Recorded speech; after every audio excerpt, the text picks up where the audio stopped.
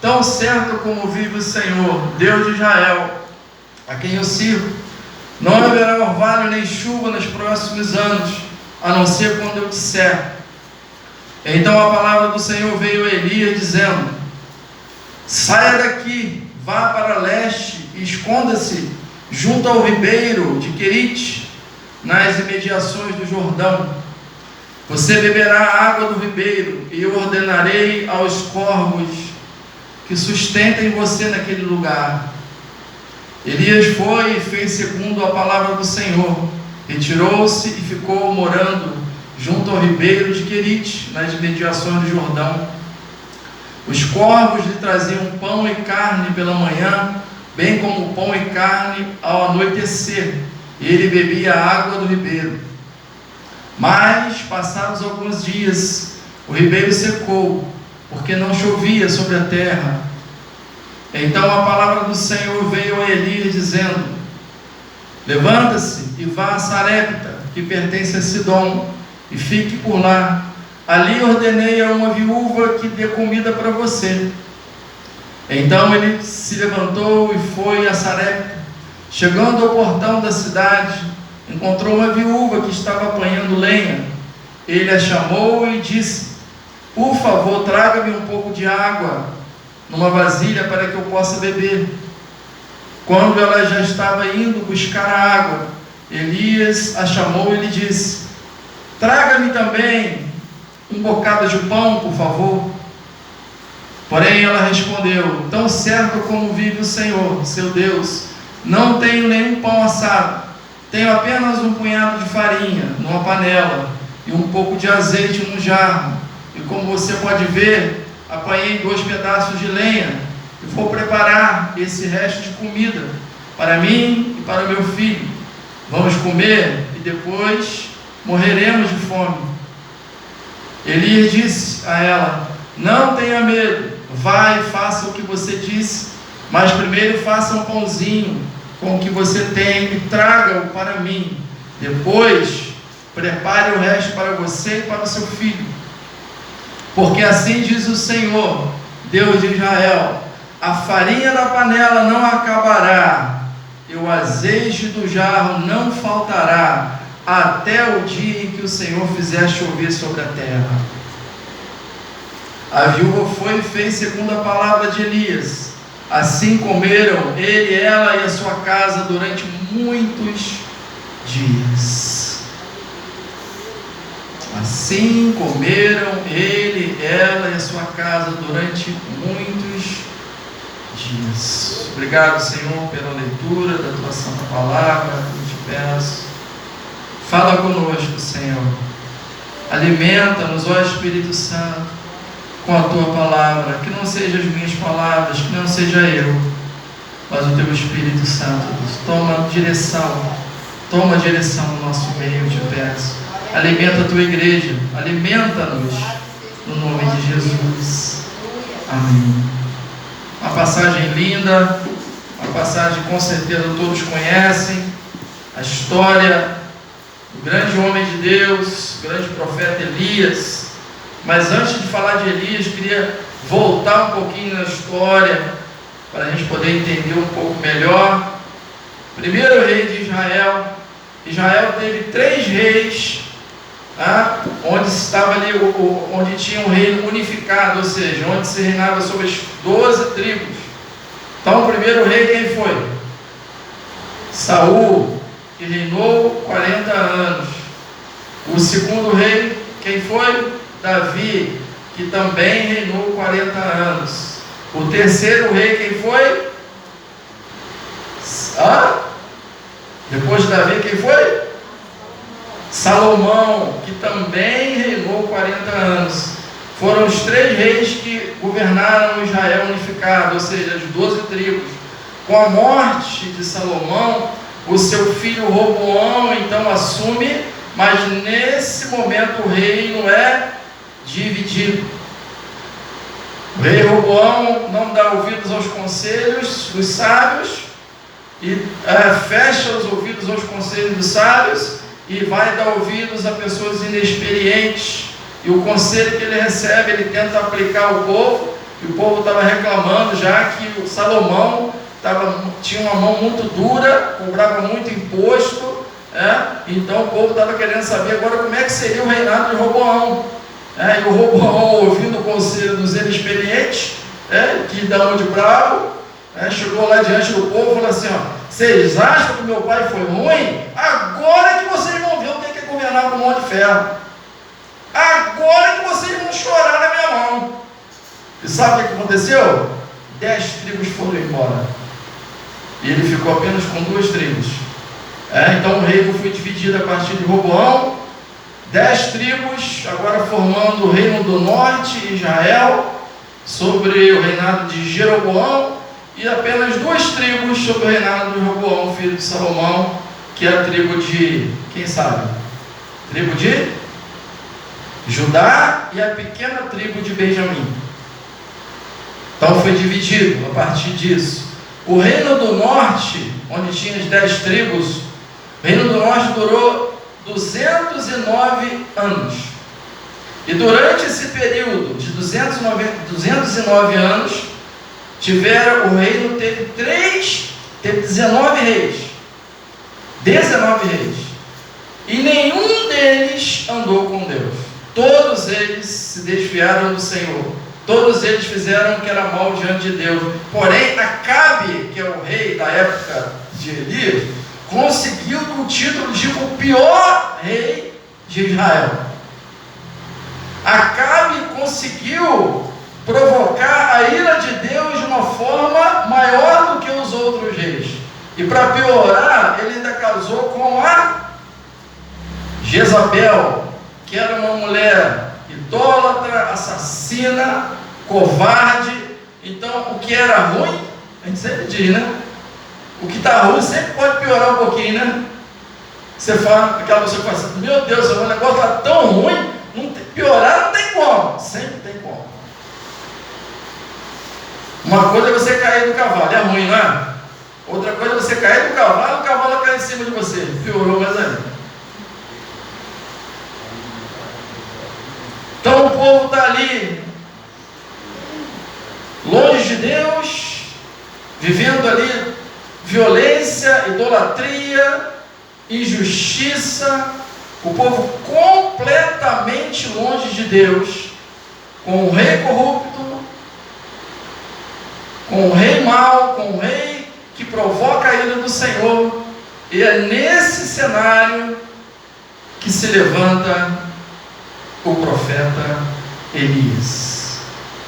Esse homem que foi levantado por Deus para confrontar o pecado de Israel e trazer o povo de volta ao Senhor. Quem é esse homem? Ao versículo 1. Quem é Elias? Então Elias,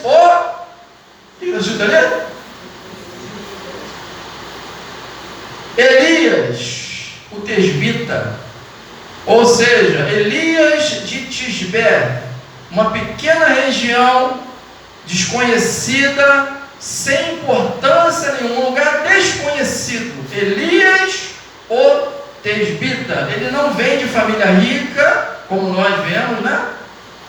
Ele não vem de família famosa, ele não frequentou escola de sacerdotes, mas ele foi um homem levantado por Deus. Fala para o seu irmão: você não precisa ser famoso, não precisa ser poderoso.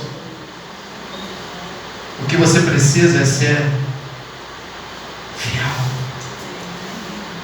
Elias era um homem simples, não tinha fama, não tinha poder, não tinha nada que pudesse atrair, mas Deus olha para ele e chama esse homem. Na sua simplicidade, Deus chama esse homem para a obra do Senhor. Que nós precisamos, meus irmãos, nós somos simples como Elias, né? Tem alguém aqui famoso, quando sai na rua fica todo mundo gritando: já vem fulano, já vem, ela vem. Nós somos pessoas simples, mas pessoas que amam o Senhor. Pessoas simples, mas pessoas que são fiéis ao Senhor. Pessoas simples, mas pessoas que não se conformam com esse mundo podre, com esse mundo idólatra, com esse mundo completamente longe de Deus. Então, eu e você somos simples e Deus nos chama. Deus nos chama para a sua obra e Deus nos levanta para o seu trabalho. Pode ter certeza disso, meu irmão. Você foi chamado para a serra do Senhor. E se você não está trabalhando, você está em desobediência, porque o chamado de Deus já aconteceu. E você não precisa ser poderoso, você não precisa conhecer todas as coisas, você só precisa ser fiel. E Deus usa a simplicidade para fazer coisas grandiosas. Grandiosas. Você crê nisso? Então fala para o seu irmão aí, escuta o chamado do Senhor. Versículo 1 a 4.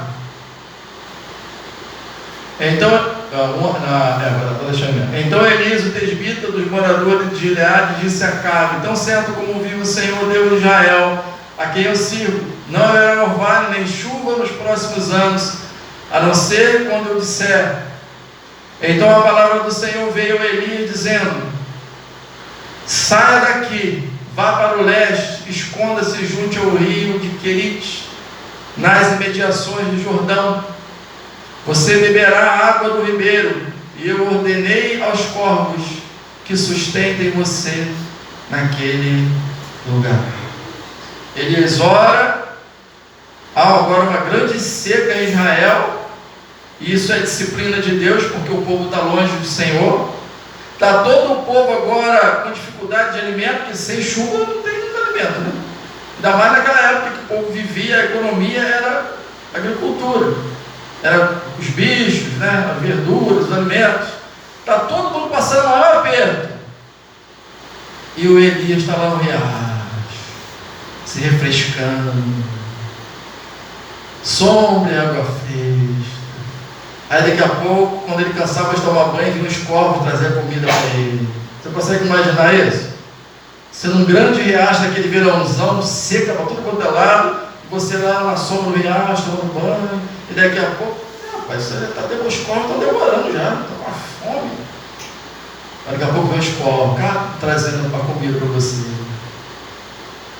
Está todo mundo passando dificuldade, mas Deus está suprindo as necessidades do seu servo. Quem é servo de Deus aí? Não importa as circunstâncias, Deus sempre vai suprir suas necessidades. Ele vai cuidar de você. Se você é filho de Deus, você nunca vai ficar sem cuidado. O sustento, independente da moeda, independente do governo, independente do que acontecer, Deus vai sustentar você. E nem para isso Ele tem que mandar corvos para levar o alimento para você. Mas uma observação aqui nos dias de hoje, via de regra, os corvos costumam ser quem? Eu e você. Quando o irmão está passando por dificuldade, Deus usa você. Deus me usa como corvos do Senhor para levar o recurso para Deus. Eu louvo ao Senhor porque essa igreja tem aprendido a ser generosa.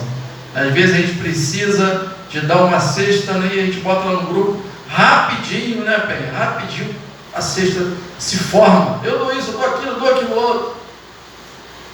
Fizemos o passeio do sítio, precisamos de uma oferta para pagar o sítio rapidamente. O povo se levantou e pagou o sítio. Tem gente que nem foi no sítio, mas proporcionou para que pessoas pudessem ir. Isso é generosidade. E Deus cuida daqueles que fazem isso. Deus cuida dos seus filhos. Deus cuida daqueles que confiam no Senhor. Estava todo mundo lá passando dificuldade, mas o Elias estava lá no riacho, se refrescando e comendo o alimento que os outros povos trazem. Pode ter certeza, meu irmão, Deus nunca vai abandonar você. Você pode não ter tudo que você quer, mas você vai ter o que você precisa. A oração do Pai Nosso nos ensina isso, né? Jesus nos ensina a pedir o quê? O pudim nosso, por mais que eu goste de pudim, né? Mas é isso que ele ensina. O pudim nosso de cada dia dá-nos hoje. Se fosse isso, eu ia orar com mais vontade ainda. Mas não, é o pão. Então, o pudim é bom, e Deus pode dar, mas o pão Ele garante que vai dar. Filhos de Deus não morrem de fome, porque Deus cuida. Você pode não ter lá, né, aquela carne assada, aquela picanha, né, aquelas gorduras, que você come, a gordura já começa a descer pela boca. Parar de falar assim, daqui a pouco aquele pessoal vai querer ir embora pra cá, vai comer. Mas o sustento Deus dá para você. Mas Deus chamou você para viver no riacho a vida toda? Olha o versículo 17. Ou 17 não, 7. Mas, passados alguns dias, o ribeiro aconteceu o que ali? Secou, porque não chovia sobre a terra. Então a palavra do Senhor veio ali dizendo: levante-se e vá para Sarepta, que pertence a Sidom, e fique por lá. Ordenei a uma viúva que dê comida para você. Ele estava muito bem. Gente, quem gosta, vamos falar a verdade, quem gosta de sombra e água fresca aí? Eu gosto. Imagina aquele calorão que estava fazendo há poucos dias atrás aí, e você encontrar uma sombra e água fresca. Quem gosta? Sombra, água fresca. Quem gosta de conforto aí? Quem gosta? Fala a verdade. Não é bom? Conforto. Quem gosta de descanso? Você gosta de descanso? Sombra e água fresca é muito bom, todos nós gostamos. Só que Deus não chamou você para viver na sombra e água fresca o tempo todo. Ele não chamou você para ficar vivendo no sombra e água fresca o tempo todo. Ele chamou você para quê? Para uma jornada, para uma caminhada de obediência ao Senhor. Então tem momentos na vida que você está bem lá no riacho, esperando os corvos chegarem para trazer o alimento, tomando banho, nem aí, né? Estou nem aí, só estou aqui, não pensa mais nada, só eu, as águas, os corvos. Tem momentos que Deus faz secar o riacho. Para quê? Para tirar você do conforto. Para quê? Para você se levantar e ir em direção ao novo de Deus, e ir caminhando, confiando no Senhor. Amém? Deus não chamou você para ficar deitado o tempo todo na vida. A gente chamou você para você dar passos de fé, confiando nele. Gente, o lugar mais seguro para um barco é o porto. No porto, o barco não corre perigo, mas o barco não foi construído para ficar no porto. O barco foi construído para o mar. Nós, servos de Deus, não fomos chamados para ficar deitados e ficar ali na proteção dos portos seguros da vida, mas nós fomos chamados para o mar, para sair, para agir, para dar passos de fé e caminhar fazendo a obra de Deus, assim como Deus fez com Abraão. Abraão, vai! Para onde? Sai andando, que eu vou te mostrar onde é. É isso que Deus tem para mim e para você, meu irmão. Por isso que às vezes Ele tira você do conforto, Ele tira você daquele lugarzinho que você está ali quietinho, né? É bom, ainda mais quando fica frio, a gente fica lá debaixo do cobertor, comendo uma pipoquinha, tomando um chocolate quente, né? Vendo um filminho, né? Alguém chama você para fazer alguma coisa. Não, está tão bom aqui, tão bom. E aí Deus tira o cobertor, apaga a Netflix e fala: vai, meu filho! Tem obra para você fazer. E para onde que ele vai? Para Sarepta. E Deus fala assim, engraçado que Deus fala assim: eu dei ordem para uma mulher se sustentar. Imagina quando Elias ouve Deus falando assim: dê ordem para uma mulher sustentar você. Ele deve ter pensado assim: a mulher deve ter muito dinheiro, né? A mulher deve ter umas fazendas, deve ter uns boi gordos lá. Eu vou chegar direto comendo churrasco. Vai ser uma beleza.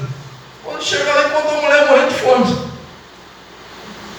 A mulher, um garoto. Faz um pão para mim, ela.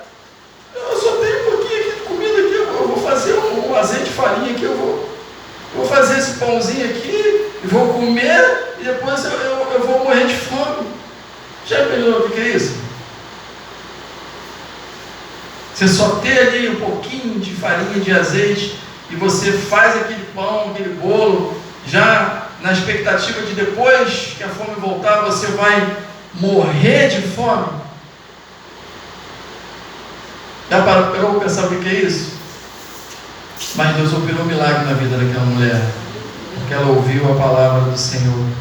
Então você observa que na verdade Deus não mandou Elias lá, Deus não tirou Elias do riacho e mandou Elias lá para que a viúva sustentasse Elias. Deus é poderoso o suficiente para... Deus podia continuar deixando Elias lá no riacho. Deus poderia sustentar Elias através de outra pessoa, mas Deus manda Elias lá para quê? Para abençoar aquela mulher. E é por isso que Deus nos chama para levantar e caminhar. Por quê? Porque Deus nos chama para ser bênção aonde nós pisamos. Deus nos chama para ser instrumentos da graça de Cristo. Aonde nós pisamos, nós estamos levando a palavra de Cristo, que é a vida, que é a provisão, que é um milagre. Aonde você chega, por isso que você não pode ficar deitado no riacho o tempo todo, porque se você não caminhar, você não vai poder ser usado por Deus dessa forma. Olha o versículo 13 e 14, só para confirmar o que nós falamos. Elias disse a ela: não tenha medo, vai e faça o que você disse, mas primeiro faça um pãozinho com o que você tem, traga para mim, depois prepare o resto para você e para o seu filho. Porque assim diz o Senhor, Deus de Israel: a farinha da panela não acabará, e o azeite do jarro não faltará, até o dia que o Senhor fizer chover sobre a terra. E assim aconteceu. O azeite e a farinha não acabaram. Deus operou um milagre, sabe por quê? Por causa da fé e da generosidade dessa mulher. Para e preste bastante atenção. Filhos de Deus têm uma marca, e essa marca chama-se generosidade. A generosidade dessa mulher fez com que ela, o filho e Elias fossem abençoados. Ela abençoou Elias, Elias abençoou a mulher e o filho, e Deus abençoou a todos. Isso é igreja. Isso é igreja. Essa é a vontade do Senhor. Um cuidando do outro, um protegendo o outro, um abençoando o outro, sendo generoso. A generosidade atrai a bênção de Deus. Eu quero falar novamente para ficar bem gravado no seu coração. Generosidade é a marca de um cristão verdadeiro. Quem é filho de Deus diz amém? Amém. Então não feche a sua mão. Nunca feche a sua mão. Seja generoso. Quem fecha a mão não prospera. Quem fica com medo de perder o que tem, perde o que tem e acaba ficando sem nada. Mas aquele que é generoso, Deus multiplica. Porque quem semeia, como eu falei no início, quando você semeia, você colhe. Não feche a sua mão, não seja a mão de vaca, como diz o outro. Sirva o Senhor com generosidade, abençoe as pessoas com generosidade, socorra as pessoas com generosidade, seja dizimista fiel a Deus com generosidade. Não tenha medo de faltar, não espere você ficar bem para depois você ser dizimista. Você nunca vai ficar bem. Mas quando você faz isso com generosidade, Deus abençoa a sua vida grandemente. Olha para o seu irmão no dia a dia e seja generoso com ele. Eu estou falando aqui de finanças, estou falando de um abraço, estou falando de você abrir mão do seu passeio para fazer uma visita para o irmão que está precisando. Isso é generosidade. Estou falando de você abrir mão daquela pizza que você planejou de comer sábado para inteirar lá a luz do seu irmão, para pagar a conta da luz do seu irmão. Ah, mas vai faltar? Eu garanto para você que não vai. Porque essa é uma lei do reino de Deus. Dai e dá-se-vos-á. E o milagre de um coração generoso não para por aí. O milagre na vida da viúva não parou por aí, somente o azeite e a farinha. Mas dá uma olhada no versículo 17, a partir do 17. Depois disso, o filho da viúva, dona da casa, adoeceu, e a doença dele se agravou tanto que ele morreu.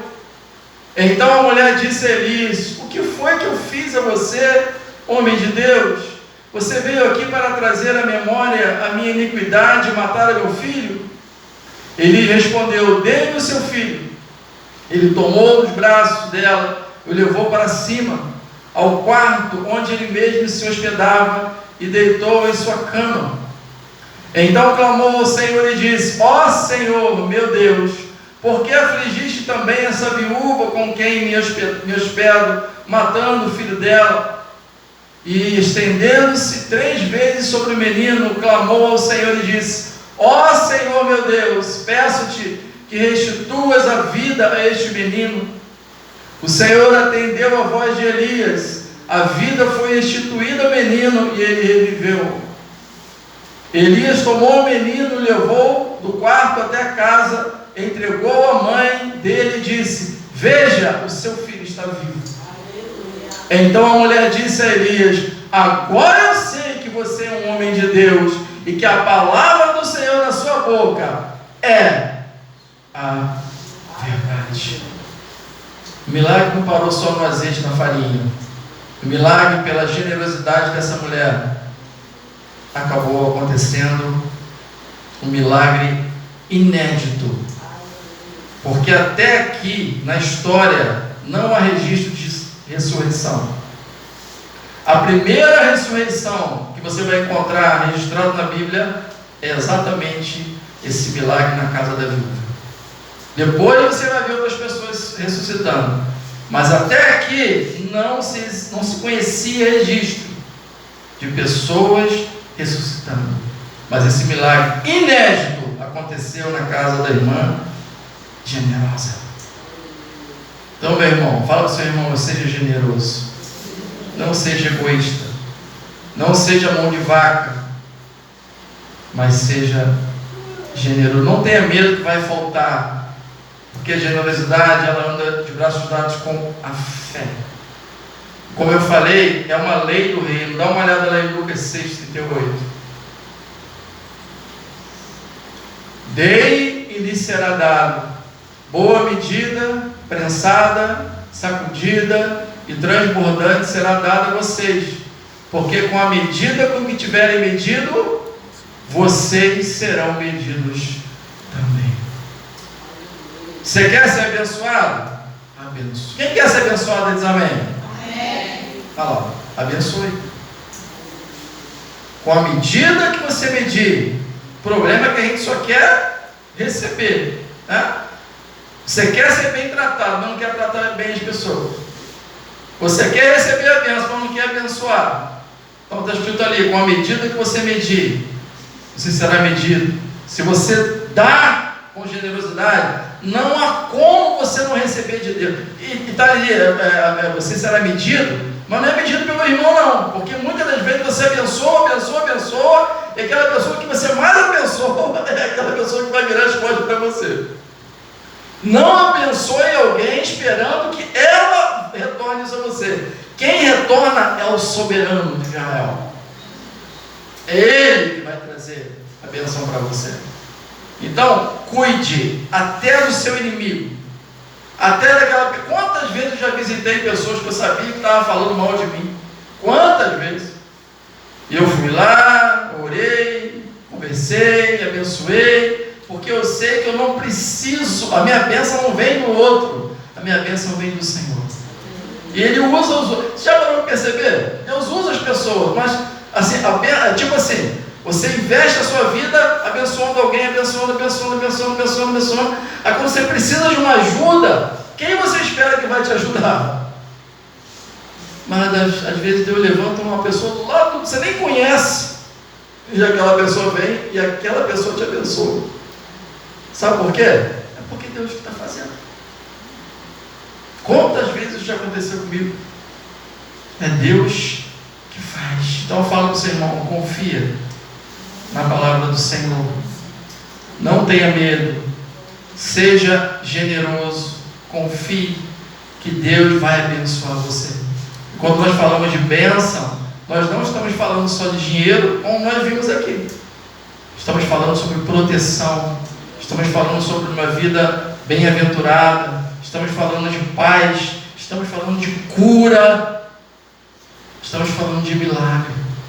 Tudo isso acontece quando Deus vê um coração generoso, um coração que está pronto a abençoar. Você já parou para pensar o que é isso, meu irmão? O que é você ter só um pouquinho de farinha, um pouquinho de azeite e chegar um pastor na sua casa lá e falar assim: o que é que você tem aí? Eu só tenho esse pouquinho de azeite com farinha. Faz um bolo para mim. Mas é para o meu filho e para mim. Gente, como é que seria hoje se alguém colocasse assim: pastor Cláudio vai na casa de uma viúva que não tem mais comida e só tinha um pedacinho de pão, e o pastor Cláudio falou assim: dá esse pão para mim que Deus vai abençoar você. Como é que ficaria isso? Como é que eu seria chamado? Eu seria abençoado de várias formas, né, pela internet, não seria? Pastor sem vergonha, charlatão, vigarista, e por aí vai. Mas a mulher confiou na palavra de Deus. Se ela não confiasse, ela ia comer um bolinho, depois ia morrer, ela e o filhinho. Porque Elias é servo de Deus. Deus ia levar ele para outro lugar e ele ia comer. Mas a viúva ia morrer. Então, meu irmão, não vai dar para a gente continuar hoje. Eu ia passar pelo desafio dos 450 profetas de Baal, mas não dá, já deu horário, então fique com isso.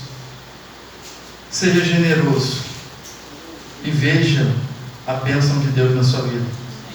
Deus tem plano de bênção para todos nós, de grande bênção, mas às vezes a gente não recebe porque a gente ainda não aprendeu a ser generoso. A gente tem medo. A gente tem medo de se colocar na presença de Deus, medo de abrir a mão. E é interessante quando você pega uma pétala de rosa, você não quer perder aquela rosa, e você então começa a apertar, porque ela é minha, ela é minha, minha, minha. E quando você abre a mão, ela está toda esmagada. Seja generoso, confie na palavra de Deus. A palavra de Deus não falha. Abençoe, que Deus vai abençoar você grandemente. Se Deus permitir, nós continuamos na semana que vem. Feche seus olhos nesse momento.